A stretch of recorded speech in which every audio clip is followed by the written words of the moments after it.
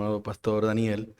Nos toca hablar en esta noche sobre el tema la familia, un campo de batalla. Quiero agradecer antes de iniciar al Pastor Daniel Cordero y su esposa Braimi por darnos la oportunidad de primero de ser amigos, de compartir, de vivir el llamado juntos y de darnos la oportunidad de compartir junto a ustedes esta conferencia, el diseño de Dios para la familia. Y vamos a inmediatamente a abordar el tema que se nos ha colocado, la familia, un campo de batalla, y nosotros vamos a tratar de analizar, de abordar rápidamente tres áreas. La familia de frente a la ideología de género. En segundo lugar, la familia como la iglesia como familia de fe. Y en tercer lugar, la vida espiritual desde el seno del hogar. Si quisiéramos buscar un texto que explicara mejor la condición del hombre, del pasado, del presente y del futuro, yo pienso que Romanos capítulo 1, verso 23 al 25 expresa claramente la intención del hombre en el pasado, como dije, en el presente y en el futuro. Y quiero invitarlos a que leamos estos textos que están muy claros y que hablan de la condición del hombre. Amén. Romanos capítulo 1, verso 23 al 25 dice de la siguiente manera: y cambiaron la gloria del Dios incorruptible en semejanza de imagen de hombre corruptible, de aves, de cuadrúpedos y de reptiles, por lo cual también Dios los entregó a la inmundicia en las concupiscencias de sus corazones, de modo que deshonraron entre sí sus propios cuerpos, ya que cambiaron la verdad de Dios. ¿Por qué dice el texto? Por la mentira, honrando y dando culto a las criaturas antes que al Creador, el cual es bendito por los siglos de los siglos. Y como hemos orado, yo debo abordar en primer lugar la intención del escritor. ¿Y por qué yo digo que este textos explican claramente la intención de los hombres en el pasado, en el presente y en el futuro? Pablo, que escribe a los creyentes, principalmente gentiles, residente en la capital del Imperio Romano, él quiere animar o captar creyentes y allí reclutarlos para la extensión del Evangelio. ¿Cuál era la segunda intención de Pablo? Desarrollar y que los creyentes pudieran defender el Evangelio que le había sido predicado. Y otra intención de Pablo al escribir a los romanos era animar a los creyentes a depender exclusivamente de la gracia de Dios. El apóstol Pablo comienza en este libro desde su versículo 18 hablando de la ira de Dios. ¿Y por qué él habla de la ira de Dios? Porque los textos que hemos leído, tanto del pasado como presente y del futuro, hablan de este tema de la sentencia del hombre. El hombre ha sido sentenciado a la ira de Dios. Y no podemos nosotros objetar la ira de Dios, porque no la podemos ver desde la perspectiva humana, sino que la ira de Dios hay que verla de la perspectiva del Dios mismo. Como dice Murray, es innecesario y debilita el concepto cuando nosotros miramos la ira de Dios desde la perspectiva humana. Verla de la perspectiva humana es privarla del carácter de Dios mismo y de su carácter emocional y afectivo. ¿Y por qué el pastor comienza diciendo esto de la ira de Dios? Porque los textos que hemos leído es precisamente hablan de la demostración de por qué Dios ha revelado su ira. El texto de los versos 23 al 25 nos están diciendo que el hombre ha cambiado la gloria de Dios incorruptible por semejanza de imagen de hombre corruptible. Es decir, que como decía el pastor Daniel, nosotros hemos desechado el diseño de un Dios incorruptible para mudar el concepto, en este caso que hablamos, familiar, a uno totalmente corruptible. Hemos negado, el texto dice, la verdad de Dios y la hemos cambiado por una mentira. ¿Y por qué hablamos de estos textos?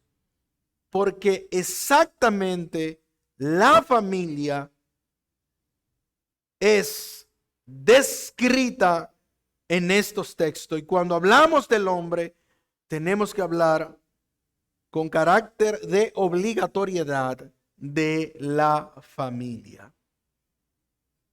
Permítanme entonces introducir este tema de la familia, un campo de batalla. La familia, desde su diseño divino, ha sufrido ataques. ¿Ataques para qué? Bueno, ha sufrido ataques para su desintegración. Los objetivos son claros desde entonces, desde la antigüedad y para este siglo. Y lo es y lo será para las generaciones futuras. Organizaciones gubernamentales y no gubernamentales que están ocultas y no ocultas, con grandes recursos económicos, unen esfuerzos y trabajan con el propósito, hermanos y amigos, de descomponer, de disgregar, de disociar, de dividir la familia, todo con el propósito de desnaturalizar el diseño divino. Es exactamente lo que dice el texto de Romanos 23. Cuando uno mira el texto de Romanos 1, 23 al 25, que uno dice que dejan la imagen del Dios corruptible, que toman la verdad de Dios por la mentira, está diciendo que el propósito desde la antigüedad ha sido desnaturalizar del diseño divino. Y con esto, en este tema principal que estamos hablando de hoy, el diseño divino de la familia. El pastor Daniel hablaba el ejemplo de la OMS, la Organización Mundial de la Salud. Él definía, decía y describía el concepto de cómo ellos definen la familia. Y yo quisiera añadir a este concepto que el pastor Daniel describió, que la OMS simplemente apunta a la familia como un conjunto de personas que simple y llanamente viven juntas. ¿Y por qué ellos la definen así? ¿Por qué ellos no definen la familia como la define el diccionario de la Real Academia de la Lengua? Porque ellos tienen que dar apertura a otro tipo de definición para incluir a otro tipo de familia que no menciona la Escritura. Entonces nosotros vemos con claridad que las organizaciones gubernamentales y que gobiernan el mundo están apuntando a una desnaturalización de la familia. Esto es lo que dice Romanos. Ellos cambiaron la verdad de Dios. ¿Por qué? Por una mentira. Y conforme a esto y a estas definiciones, hermanos, afectan la conducta de la familia. ¿Por qué decimos que afecta la conducta de la familia esta definición? Por lo mismo que decía el pastor Daniel, y no habíamos hablado el pastor Daniel y yo de lo que iba a predicar. Simplemente ellos definen, agregan otro tipo de familia. No el núcleo familiar como nosotros lo conocemos, sino que añaden este tipo de familia como homoparental. ¿Qué pasa cuando una familia tiene dos padres, hablando de hombres? Esto afecta la naturaleza de cómo Dios ha diseñado el núcleo familiar. Dos papás, dos mamás. Romanos dice, cambiaron la verdad de Dios por la mentira y dieron cultos a criaturas antes que al Creador. Ahora se aplauden a las grandes organizaciones y no se aplaude al diseño divino. Antes se nos enseñaba que la familia era el núcleo principal de la sociedad, que debíamos cuidarlo, que debíamos valorarlo. Pero eso no es lo que se nos enseña en el día de hoy. Nosotros sabemos que la definición de familia tiene que ver con un grupo de personas que están emparentadas por afines de un linaje. Eso quiere decir por lazos sanguíneos o no. Y que la familia tiene que ver con un padre y tiene que ver con una madre. No con dos padres, no con dos madres, sino con dos padres. Ya no sabemos a dónde vamos a parar, porque la familia, como Dios la ha diseñado, está en un campo de batalla. Yo a veces me pierdo, yo no sé usted, pero yo a veces me pierdo en las definiciones y en las construcciones que la sociedad va empujando en la desnaturalización de la familia. Él nace hombre y dice, no, yo no quiero ser hombre, yo quiero ser mujer. Ella nace mujer y ella dice, yo no quiero ser mujer, yo quiero ser hombre. Así que el hombre que dice que no es hombre, que es mujer, y la mujer que dice que no es mujer, que es hombre, se juntan y tienen un bebé. ¿Me siguen? ¿Me siguen? Porque yo casi estoy perdido. Así que ellos tienen un bebé.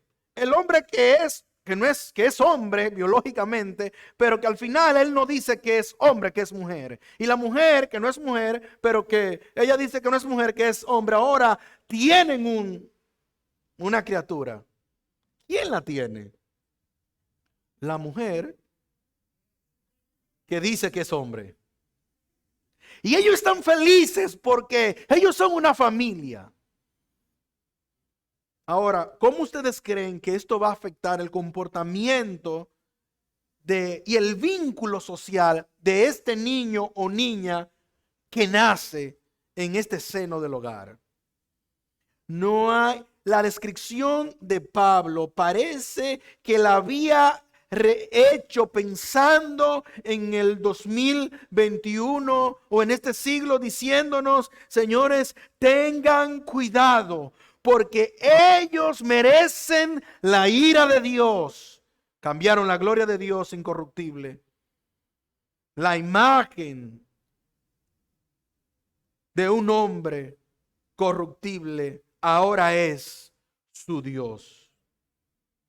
Hermanos, Esto nos lleva, esta definición nos lleva a pensar algo que decía un profesor educador evangélico llamado Howard Hendry, que decía: ya nadie pone en duda que la familia como institución está en bancarrota.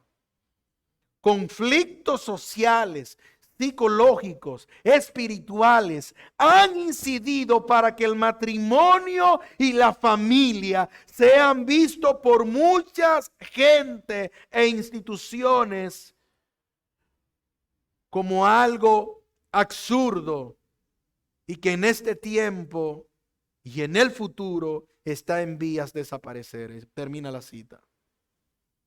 Sin embargo, a todo esto, los cristianos, y dije los cristianos, lavados con la sangre de Cristo, sabemos que tanto el matrimonio como la familia son instituciones esenciales, creadas por Dios ante la entrada del pecado en el mundo, y que el hogar cristiano tiene que florecer en un mundo caído. Dije que el matrimonio cristiano y la familia cristiana tiene que florecer en el mundo caído.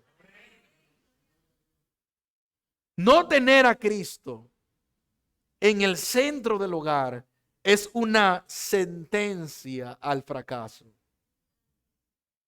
Aunque hay familias, como decía el pastor Daniel, que aparentemente están muy bien, pero el problema sigue adentro. Si no tienen a Cristo, si no tienen la salvación, si no tienen el poder del Espíritu de Dios, están a punto de fracasar. La familia que vive en un campo de batalla sufre muchos ataques, diversos, constantes, a cada momento y en cada lugar. Dice el pastor Gerson Rojas: a mi parecer, el divorcio ha sido un ataque para la familia, porque los hombres dentro y fuera de la iglesia se divorcian por cualquier cosa. Y el Señor le habló a sus discípulos en Mateo capítulo 5, hablándole acerca del divorcio, diciéndole: pero Moisés permitió dar carta de divorcio. Y el Señor le respondió: por la dureza de vuestro corazón, pero al principio no fue así. Entonces, las personas llegan al matrimonio con la intención del divorcio. Otros ataques hacia la familia están en la televisión, están en la campaña de publicidad, y una de las más implacables de todas para mí es la ideología de género. Pastor, ¿y qué es la ideología de género? Yo quisiera resumir de qué se trata esta filosofía, que es financiada, como dije, por grandes organizaciones gubernamentales, no gubernamentales. Y lo peor de todo, mis amados hermanos y amigos que nos ven, es que tienen mucho dinero para gastar. La ideología de género se resume en un conjunto de ideas que enseñan que la sexualidad masculina y femenina no es dada por la naturaleza, sino que es el resultado, hermanos, de una construcción social.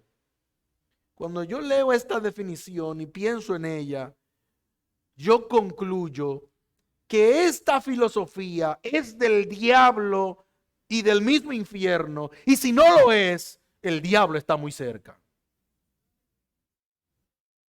¿Por qué? Porque esta filosofía es incrédula.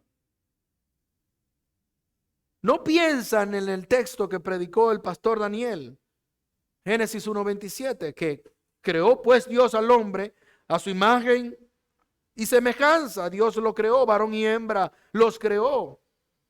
Pero no solamente es la Biblia que lo dice. Las evidencias científicas muestran que las ciencias biológicas demuestran la sexualidad del ser humano.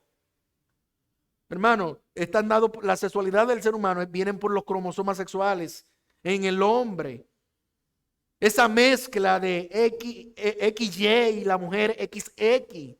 Y la ideología de género es un sistema de pensamiento que defiende que las diferencias entre el hombre y la mujer, a pesar de que están marcadas por la biología, corresponden a, ustedes saben qué, hermanos, a una naturaleza fija, que es la sociedad la que construye el sexo del hombre o de la mujer, y que son construcciones culturales y convencionales hechas según los estereotipos de cada sociedad según le asignan. ¿No le parece a usted algo absurdo? Parece. Pero esta es la realidad de esta filosofía y va como un tren a alta velocidad y es indetenible. Está por doquier. Ustedes no se han dado cuenta, pero está por doquier. Permítanme resumirle lo que ellos creen la filosofía de género, porque simplemente yo he dado un concepto. Ellos creen que la persona es como se siente y como quiere ser. Ahora, si toda la vida tú has sido una mujer y mañana te despierta y quieres ser un hombre, entonces tú lo puedes ser. Y si eres un hombre casado con 20, 30 años y mañana tú te despiertas y quieres ser una mujer, qué malicia de Satanás, ¿eh? Entonces tú puedes ser, porque la filosofía dice que es como tú te sientas y como tú quieras ser y que hay que respetártelo. ¿Están aquí? Ellas dicen, esta filosofía, que las personas tienen derecho libre a abortar en cualquiera de sus causales. Que no importa la edad del feto, que la mujer tiene derechos sobre su cuerpo. Pero no se conforman con eso, no. Ellas dicen, las filosofías de estas organizaciones, ellos dicen que si el niño nace, tú no puedes decir si es varón o hembra, no. Tú tienes que dejarlo que él crezca y que tome lo que quiera y que se exprese como quiera y que cuando él tenga razón de ser, que él defina lo que quiere ser. ¿Están entendiendo, hermano, con qué estamos batallando, amigos? No estamos batallando con cualquier cosa la familia. Ellos redefinen el tipo de familia. Ya no hay familia nuclear, como habíamos dicho, padre, una madre, mujer, como lo establece la escritura. Ellos tienen hijos o lo adoptan. No. Ellos quieren todo tipo de familias. Lesbianas, homosexuales, transvestis, no transvestis. Yo estoy perdido con los tipos de familia. Promueven la educación sexual en su contexto liberal, pero no biológico. Estas filosofías culpan al hombre de la violencia de la mujer. ¿Están escuchando, mujeres que están aquí? Esta filosofía no culpa directamente al hombre de la violencia contra la mujer. Y por último, y yo creo que es la más importante de todas, ellas motivan la superioridad y no la igualdad. Ellos no creen en la Biblia. Ellos no creen en Dios. Ellos creen en el sistema filosófico que Dios ha establecido. Y nosotros debemos de decir algo que dijo Galileo Galilei, que el problema del hombre o la mujer no está afuera. El problema del hombre, cita la frase, no es la bomba atómica. El problema del hombre es su corazón. El problema de la mujer es su corazón. El problema de las sociedades es que no tiene a Cristo en su corazón. El problema de la violencia contra la mujer no son los hombres, es el pecado. El problema de la delincuencia no es que haya más policía, es el corazón y el estado del hombre. La nación, República Dominicana, necesita el evangelio de Jesucristo y familias que moderen la gloria de Cristo para que pueda cambiar esta sociedad. Esa debe ser la manera. Dios es el arquitecto de la familia, como predicaba el pastor Daniel. Tratar de destruir la familia es enfrentar a su creador, es decir, a Dios mismo. No solo es el diseño divino de la familia, no es solamente eso, sino que su creador establece la familia, la perfecciona, la fortalece, la afirma en Cristo y para la gloria de Dios. De hecho, Dios ve a la iglesia como una familia. Y eso nos lleva al segundo punto. Dios ve a la iglesia como una familia de fe. Jesucristo mismo, Juan 13, capítulo 34, versículo 34, 35, llama a los discípulos a amarse los unos a otros. De tal manera, dice el texto, que todos sepan que ustedes son mis discípulos. ¿Cómo van a saber si son mis discípulos?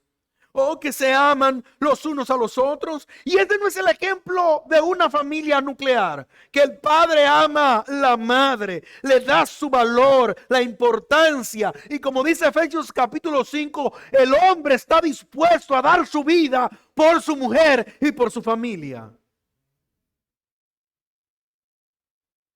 El Señor ve la familia, la iglesia como una familia de fe. ¿Dónde? ¿Cómo así? Bueno, Dios es el Padre y todos nosotros somos hermanos. Todos nosotros somos hermanos. ¿Y cuál debe ser la actitud según Cristo mismo? Nosotros tenemos que amarnos como iglesia, como familia. Estamos destinados para amar como iglesia y para ser amado.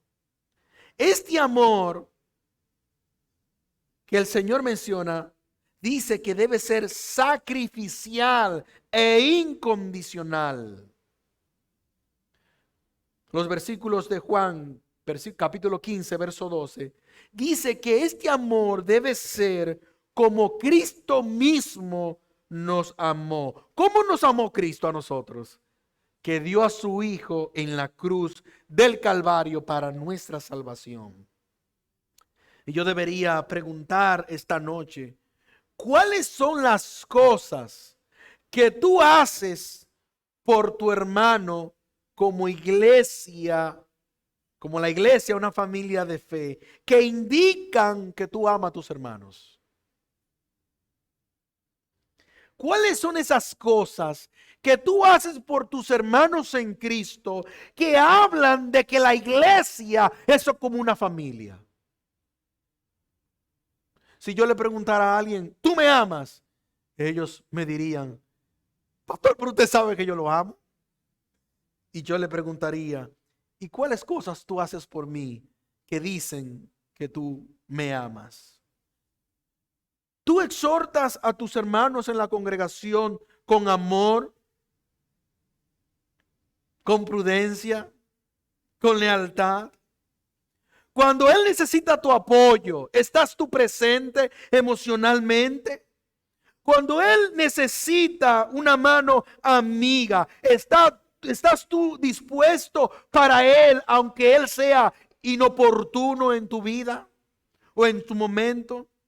Cuando tu hermano como iglesia y como familia necesita vestido, comida o algún tipo de apoyo, ¿tú estás ahí para demostrar que tú le amas? El Señor estableció que nosotros debemos amarnos. Gálatas capítulo 6, verso 2, hablando de la iglesia como una familia, dice que nosotros debemos ayudarnos los unos a otros y llevar nuestras cargas. En la familia de la iglesia podemos compartir nuestras luchas, nuestras cargas, nuestros afanes, y podemos servirnos los unos a los otros con el amor que Cristo dijo que debíamos amarnos. Entonces, ¿de qué manera estás tú amando a tus hermanos en Cristo que son como tu familia? Y no cualquier familia, la familia de la fe. ¿Estás tú acompañando a tus hermanos cuando están en algún tipo de sufrimiento? Que no necesariamente tiene que ver con dinero, con finanzas, que no necesariamente tiene que ver con suplir alguna necesidad, que simplemente tu hermano en Cristo necesita tu compañía y tu apoyo moral. ¿Estás tú presente? Una pregunta más. ¿Estás tú orando los unos por los otros, como Santiago capítulo 5 verso 16 dice que como familia de la fe nosotros debemos orar los unos por los otros? Que dice la palabra de Dios que debemos animarnos y edificarnos como una familia y consolarnos los unos por los otros, porque vivimos en un mundo lleno de pruebas, lleno de dificultades, y la familia está bajo prueba. Entonces, otro valor que tiene que tener la familia, la iglesia como familia, es que debemos luchar y soportar las cargas juntos. Porque la lucha juntos hace que la carga se vuelva más fácil. Alguien dijo que aunque sea una hoja de papel, que dos personas agarren juntos y de acuerdo pesa mucho menos. Y eso entonces nos lleva a hablar del tercer punto de la vida espiritual desde el seno del hogar. Porque no podemos replicar algo en la iglesia que nosotros no hemos practicado como vida espiritual dentro del seno del hogar. Todo lo que nosotros reproducimos en nuestra espiritualidad, desde la espiritualidad, en nuestras casas, es reproducido en la iglesia. O la iglesia no se compone de familias. Si nuestras familias están saludables y cumpliendo, como decía el pastor Daniel, en el contexto divino y el diseño que establece el manual, las Sagradas Escrituras, ¿no estarán también nuestras congregaciones saludables? Efesios capítulo 5, verso 21 al 23. Le habla al hombre y a la mujer de los roles que ellos deben desempeñar dentro de la familia. El apóstol Pablo le dice a la mujer, le dice al hombre que él debe amar a su mujer como Cristo amó a la iglesia. Y le dice a la mujer que el hombre es la cabeza del hogar como Cristo es la cabeza de la iglesia. Y traigo este texto porque el hombre tiene la responsabilidad en su hogar de liderar, de pastorear la vida espiritual de su familia. El hombre no solamente tiene el deber que enseña la palabra de Dios de proveer física y emocionalmente para su familia, sino que también el hombre tiene el compromiso delante de Dios de guiar la espiritualidad desde el seno del hogar. El pastor Daniel decía, ya no oramos, Señor. Ya no tenemos altar familiar porque el hombre está desempeñando otra cosa o entretenido en otra cosa que no es cultivar la vida espiritual del seno del hogar. Desde luego, si el hombre no es creyente y quien es creyente es la mujer, ella debe asumir orar por sus hijos y por su esposo, por este hombre que no conoce al Señor. Cuando nosotros cultivamos una vida espiritual en familia, ponemos a Cristo como el fundamento principal. Esto es lo que dice Mateo capítulo 7 en adelante, cuando el Señor compara a alguien que edifica sobre la palabra de Dios, que la oye y la hace. Cuando nosotros edificamos la familia desde la espiritualidad, entonces nosotros tenemos un marco ético y moral que guía a la familia, no por lo que dice la filosofía que vemos en la televisión, sino que nosotros guiamos a la familia por lo que dice la palabra de Dios. Y eso se traduce, mis amados hermanos y amigos, en que cuando nosotros ponemos la vida espiritual por delante de nuestras familias, entonces hay una presencia en nuestros hijos de la fe, de creer, y hay una oportunidad de que ellos sean formados amando de todo corazón la palabra de Dios.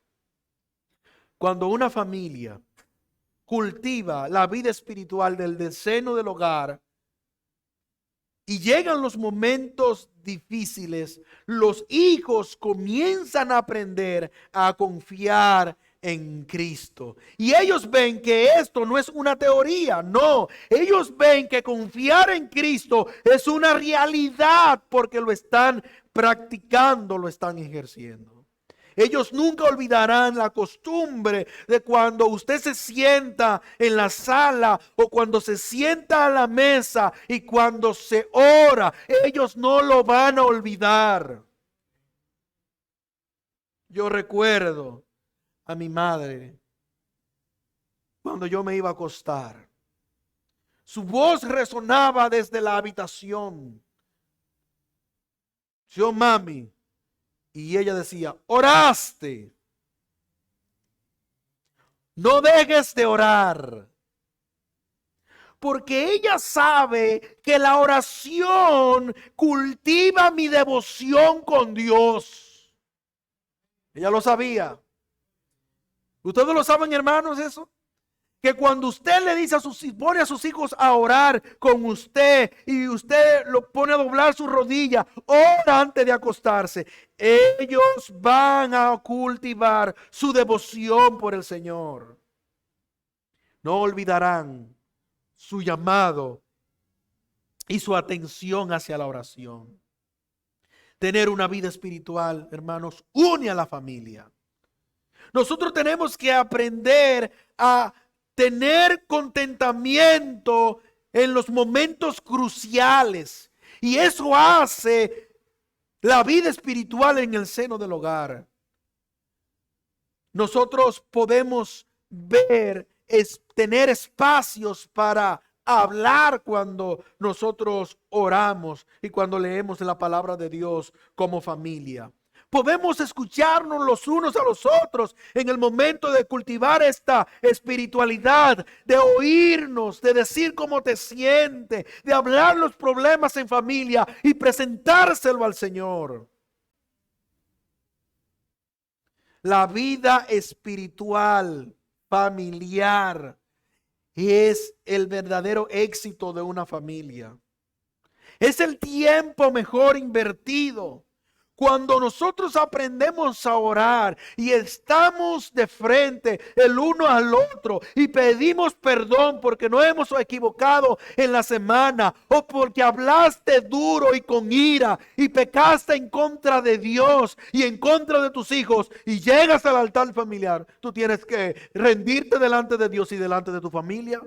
No puedes pintarte como un santo cuando tú supiste que pecaste delante de Dios, que te expresaste de manera inadecuada, que alzaste la voz con ímpetu y faltaste el respeto y tú tienes que rendirte delante de Dios. Eso hace la vida espiritual en familia. No podemos mostrar algo en la congregación que nosotros no practicamos en nuestras casas.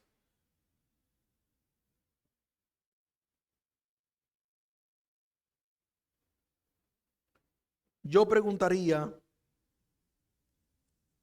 como decía el pastor Daniel, hablando de los hijos, ¿cuál es el regalo que tú le has hecho a tus hijos en el día de cumpleaños? ¿Cuál regalo tú le hiciste? ¿Tú le regalaste una bicicleta? Ah, bien. Ellos se la merecen. ¿Tú le regalaste un Nintendo? Yo no sé cuáles hay, pero yo me quedé en Street Fighter. Tú le regalaste un equipo de esos caros. ¿Cuál fue el regalo que tú le hiciste a tus hijos? Esta Biblia tiene fecha 8 de diciembre desde 2013. Y esta es una dedicatoria de mis padres. Y la dedicatoria dice: a nuestro amado hijo. Estoy hablando de 2013. ¿Cuántos años tiene? 8 años. A nuestro amado hijo, Gerson Manuel Rojas Veloz. Que la palabra de Dios que están escrita en este libro nunca se aparten de ti ni de los tuyos, que siempre sean respetados y obedecidos para que sea prosperado en todo y en todo te vaya bien. Son los deseos y la oración de tus padres, Pedro y Dinora. Hermano, ¿ustedes están mirando cuál es el regalo que me regala mi papá y mi mamá? Una Biblia. No un reloj caro. No unos zapatos en dólares. No, ellos me regalan una Biblia. Yo alabo a Dios por mis padres.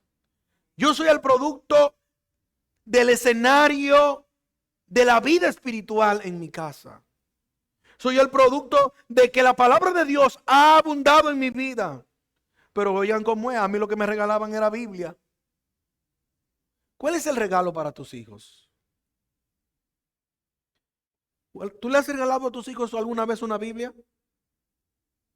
¿Se la has dedicado? Esto no es la primera vez que ellos me regalan una Biblia. Parece que yo era bellaco.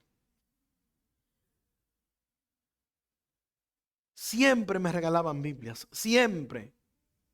Mi hija cumplió años, pasado año. ¿Y ustedes saben cuál fue el regalo de mi madre para mi hija mayor? ¿Saben cuál fue el regalo? Una Biblia. Y mi hija contenta porque había recibido la Biblia que ella quería. Y yo alabo a Dios por eso. Porque no me le regalaron un iPhone. Porque no me le regalaron una cosa que la vaya a distraer. Ella le regaló algo que va a repercutir en su vida, en el futuro y para la eternidad. ¿Cuál es el regalo que tú le has dado a tus hijos? Hermano, nosotros tenemos que llevar a nuestros hijos ante Dios. Tomarlos de la mano y encaminarlo en este trayecto de la vida espiritual. Tenía 8 años cuando mi papá me dijo: tú no eres cristiano. Pero papi, yo quiero bautizarme porque usted es pastor y yo quiero bautizarme. Usted no es cristiano. Usted tiene que convertirse a Cristo. Entonces me doctriné 2 veces y no me bautizaban porque era muy chiquito. Pero yo me sabía la Biblia. Yo le decía, yo me sé la Biblia. Es que no te podemos bautizar, todavía está muy chiquito. Me bautizaron a los 12 años de edad. Y desde entonces comencé un recorrido de mi devoción por el Señor. Yo te pregunto en esta noche, ¿hay algo que no anda bien en tu familia? ¿Hay algo que tú crees que necesita antídoto en tu seno familiar, en tu esposo, tu esposa, tus hijos? Yo quiero decirte en esta noche que tú estás a tiempo. Tú puedes rendirte a Cristo y pedirle a Él que te haga un hombre nuevo, una mujer nueva, que te encauce en el rol de hacer amante a su palabra. Es la palabra de Dios que citábamos, Mateo capítulo 7, sobre la cual nosotros debemos edificar la roca inconmovible, para que cuando vengan los vientos, las filosofías, y soplen y amenacen tu familia, tú puedas estar firmes. Es la palabra de Dios, cual martillo que forma el carácter del hombre o la mujer. Es la palabra de Dios la que separa como un cirujano experto lo que no se adapta a la nueva naturaleza de Cristo en nosotros. Es la palabra de Dios cual fuego purificador que nos lleva a Dios en santidad a través del Espíritu Santo en Cristo Jesús. Todo lo que nosotros necesitamos, mis amados hermanos, es poner nuestra familia en las manos de Dios. Sí, nuestras familias viven en un campo de batalla, pero si tenemos a Cristo de nuestro lado, nuestras familias van a alumbrar en un mundo lleno de tinieblas. Y la gente te va a mirar y te va a decir, pero a mí me gusta cómo es tu familia.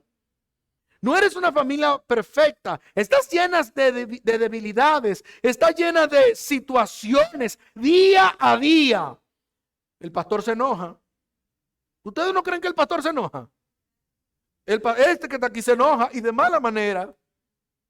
La diferencia está en que nosotros podemos someter nuestra carne a la palabra de Dios e ir a Cristo con el Padre, con la Madre, con la familia y tomados de la mano decirnos todos juntos cuando oramos los lunes o sentados a la mesa, cuando acostumbramos a orar los sábados que comemos juntos, cuando tenemos la oportunidad, casi siempre los sábados comemos juntos, decirles, demos gracias al Señor por esta semana. Y ahí ponemos al Señor los estudios, las cosas que nos hacen falta. ¿Por qué? Porque el Señor es nuestra provisión, no es el Padre que lo provee todo, el Señor nuestra provisión. Y juntos como familia podemos orar y presentarnos al Señor, aquel que es suficiente para hacernos conforme a los propósitos de Dios. Oremos para que Dios bendiga a nuestras familias. Señor, en esta noche te damos gracias y te decimos que nos hemos olvidado de ir a ti. Pero una vez más, Señor, nosotros reflexionamos y decimos, Señor, ¿a quién iremos si solo tú tienes palabras de vida eterna? Que hemos abandonado nuestros hábitos de oración, que hemos priorizado algunas cosas antes que a ti, pero que en esta noche, a través de esta conferencia, el diseño de Dios para la familia, de decirte que nosotros hoy retomamos este compromiso de ir a Cristo una vez más y decirle, Señor, tenemos que ir al manual, tenemos que ir a Cristo, al diseñador, al perfecto arquitecto, al que tiene el plan para nuestra familia. Y nosotros nos volvemos a ti, Señor. No es con nuestras fuerzas, no se trata de nosotros, se trata de Cristo Jesús en nosotros, el autor y consumador de nuestra fe. Oramos para la gloria de Dios en Cristo Jesús. Amén y amén.